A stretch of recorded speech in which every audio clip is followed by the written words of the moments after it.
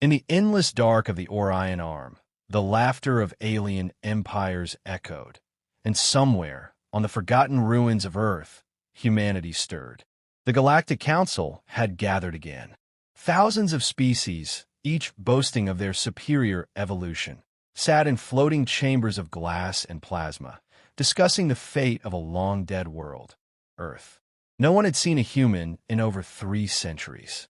The record said they'd wiped themselves out, too violent, too emotional, too unstable for a civilized galaxy.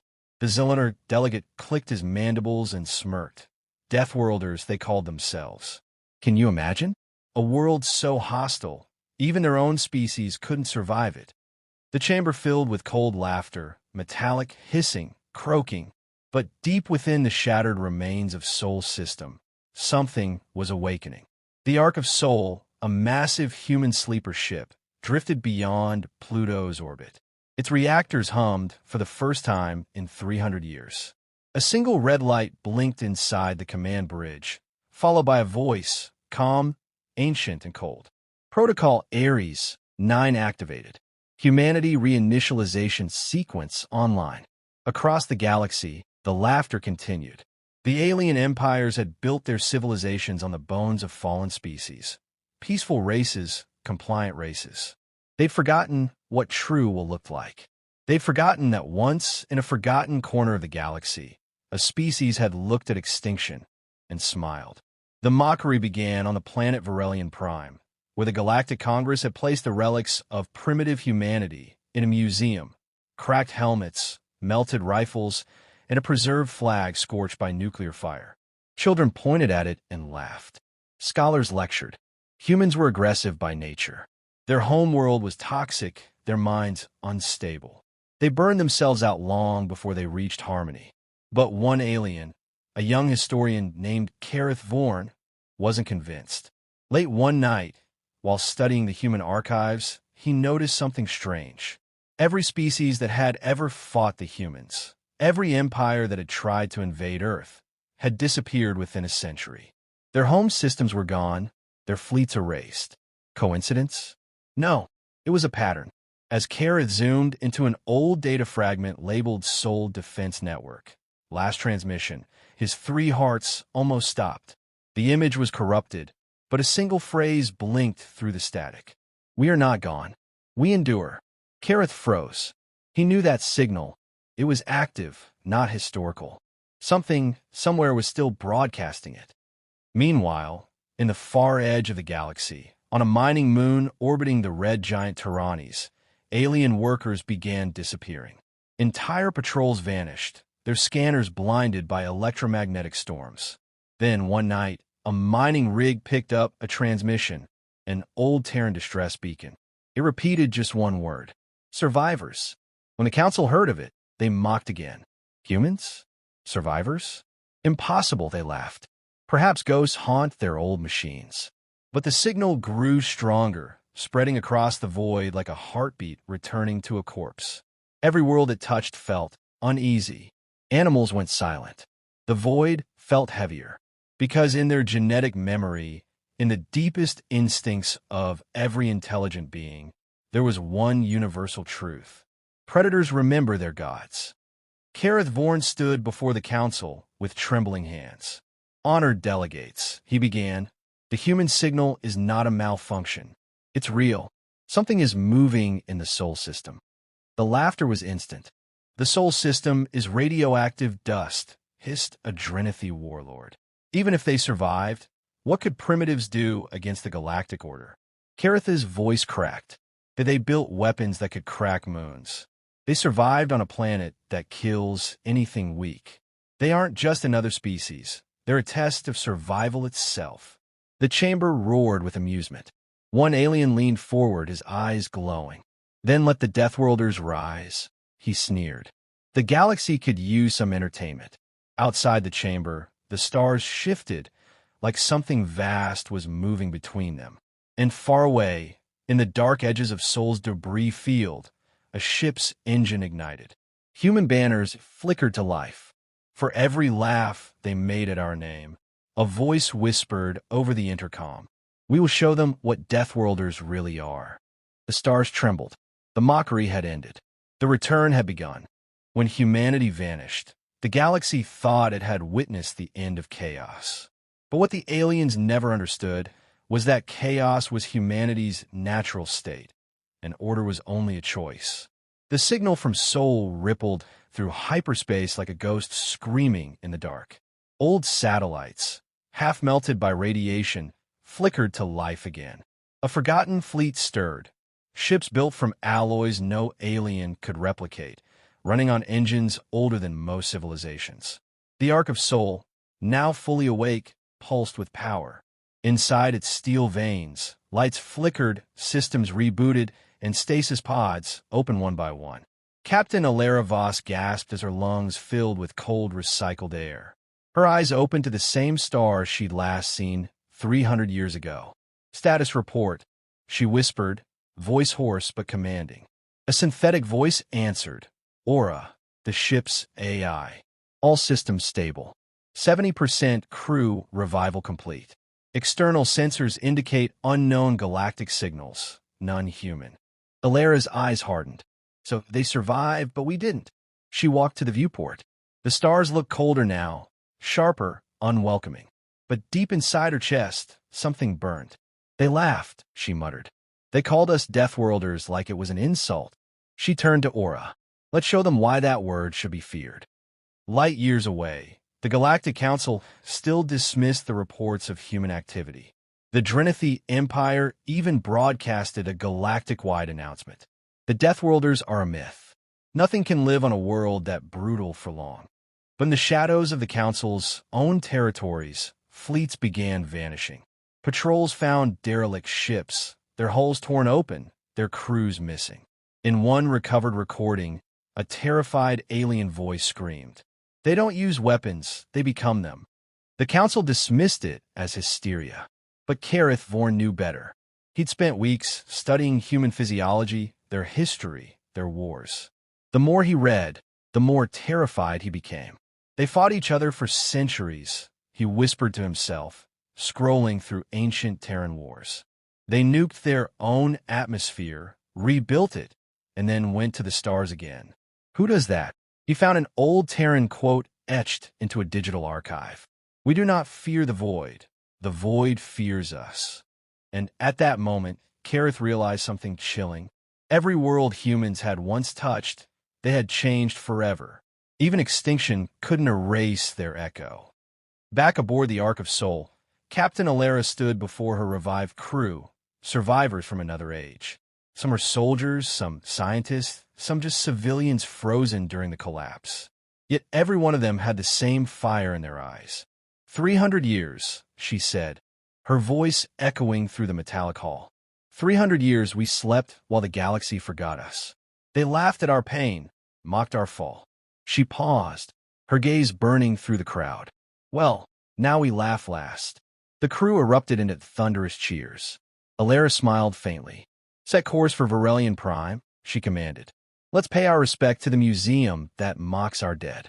Aura's systems hummed to life. The Ark of Sol, humanity's last fortress, surged forward. The space around it warped as its ancient engines tore open a rift. Destination locked, said Aura. Estimated arrival, for 0.2 days. Alara turned to the viewport, where the stars bled red from the ship's burn. Let's wake the galaxy. On Varelian Prime, Kareth Vorn received the first signal before anyone else. A gravitational distortion appeared near the system's edge, massive, deliberate, and ancient. He ran to the communications deck, shouting, That's them. That's human tech. The R-class signature matches their old war archives. The guards laughed. Impossible. The Ark fleet was destroyed centuries ago. Then the transmission came through raw, human, defiant. To all listening stations of the Galactic Council, the voice said, steady and proud. This is Captain Alara Voss of the Sol Defense Network. We do not seek war. But if you come for us again, remember this. A pause. Then her voice hardened, cold as steel. We were born on a world that tried to kill us every day, and we survived. What do you think we'll do to you? The signal cut. Silence filled the system. Kareth trembled. Every alien who heard that message felt something primal, an emotion they hadn't known in centuries. Fear. The next day, the skies over Varelian Prime darkened. The museum that mocked humanity's primitive past stood silent as shadows swept over it. A ship appeared above the city, massive, scarred, glowing with energy that defied alien science. Humans had returned, and as the Ark hovered above the museum, Captain Alera's voice echoed through the clouds. You built monuments to our ashes. We built weapons from our scars. The Deathworlders had risen. The galaxy was about to remember the legacy it had chosen to forget. The galaxy had awakened a ghost made of steel, rage, and memory. The Ark of Soul hovered in orbit above Varelian Prime, its shadow stretching across the alien capital. Entire cities paused, looking up at the black ship that blocked out the sun. No one dare move. No one dared breathe. And then a single drop pod detached from the Ark, descending through the clouds like a meteor on fire. When it hit the museum square, the ground trembled. Steam hissed as the pod opened. From within stepped humans, their armor dark and scorched, their insignia glowing faintly. Soul Defense Network, Ares Division. Their leader, Captain Alera Voss, stood tall under the crimson sky. Her voice echoed through the comms. 3 centuries of silence. 3 centuries of your laughter. Let's see how much you laugh now. Panic spread like wildfire. The Varelian Defense Forces scrambled their interceptors, sending fleets toward orbit. The aliens expected primitive missiles, outdated cannons, not what they saw next. The Ark's hull opened, revealing a network of rail emitters, each powered by miniature singularity cores. Within seconds, the sky lit up, silent flashes, then utter destruction. The alien ships disintegrated before they could even fire. The debris rained down like burning snow. For the first time in centuries, the galaxy saw human warfare, precise, merciless, surgical. The Galactic Council immediately convened an emergency meeting. "What are they doing?" shouted a Drenethi general. "They're supposed to be extinct." Another delegate hissed. "How did they survive their own death world?" Kareth Vorn, standing in the corner, answered quietly. "They didn't just survive it, they conquered it." As alien panic turned to chaos, human drop teams spread through Varelian's capital. They didn't attack civilians. They didn't conquer territory.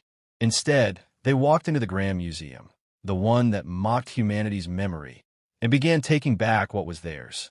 The crowd watched in silence as soldiers lifted the burned Terran flag from its glass case. Alera Voss held it high, her voice broadcast across every channel.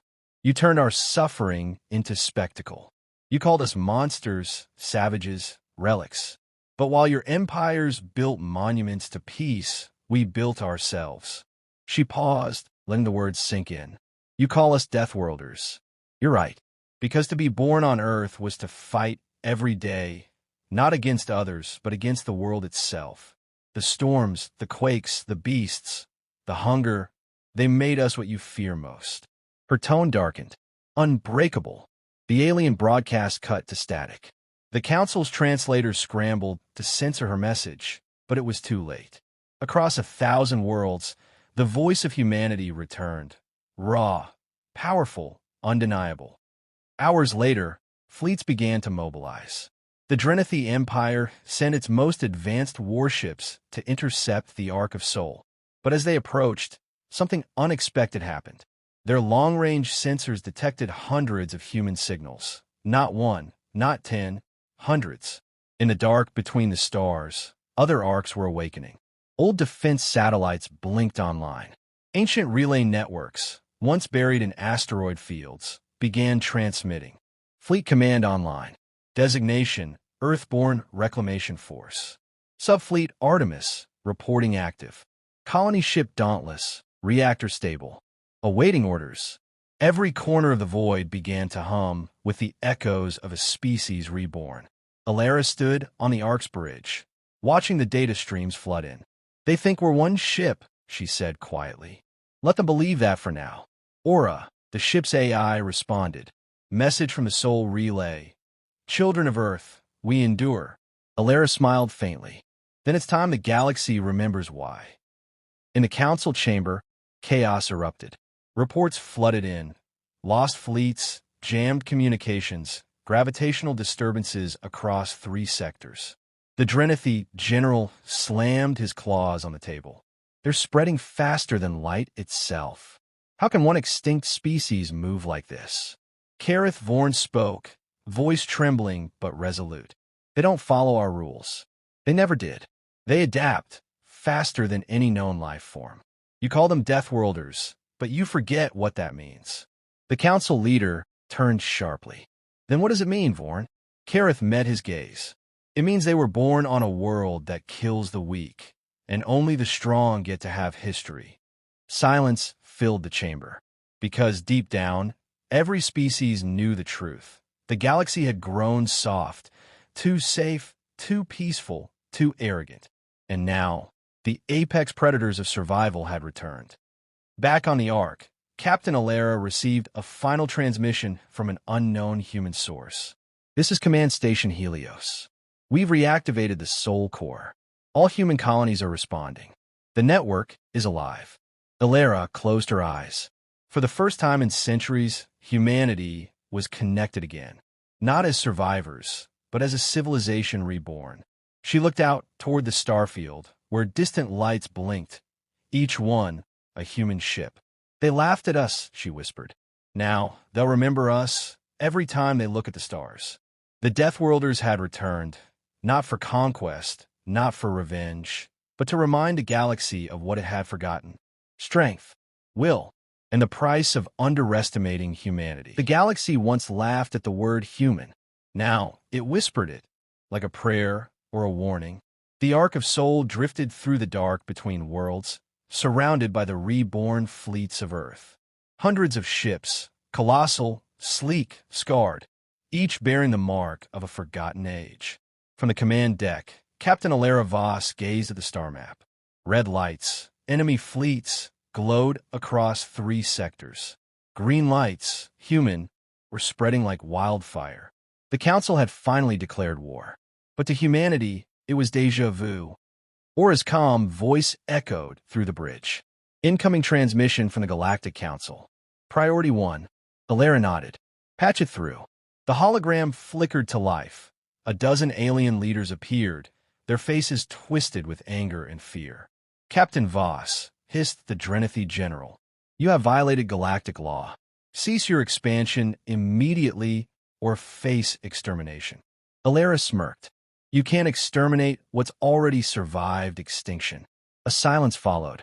Then she added softly, You wanted to laugh at humanity? Fine, but understand this. Every joke has a punchline. And she cut the transmission. Moments later, hundreds of alien ships emerged from hyperspace. The largest armada in galactic history. Their combined firepower could destroy moons. But humanity didn't retreat. They formed a formation known in Terran history as the Iron Halo. A wall of coordinated ships, overlapping shields, and synchronized plasma arrays. A move once thought suicidal. The aliens unleashed their fire. Space erupted in light, enough to blind whole sensors. And yet, when the glare faded, the Ark still stood. Scarred, smoking, but alive. Aura, Alara said, steady and calm. Return the favor. From the Ark's core, energy surged. The old Terran weapon, Project Thanatos, finally reawakened. A beam of condensed antimatter tore through the void, splitting an enemy dreadnought in half. The explosion was silent, but its message thundered across the stars. Humanity fights differently. Humanity fights to live. Kareth Vorn watched the battle unfold from the Council's observation deck. He couldn't look away. The aliens were powerful, but disorganized, panicked. Humans moved like a single mind. Every strike was calculated.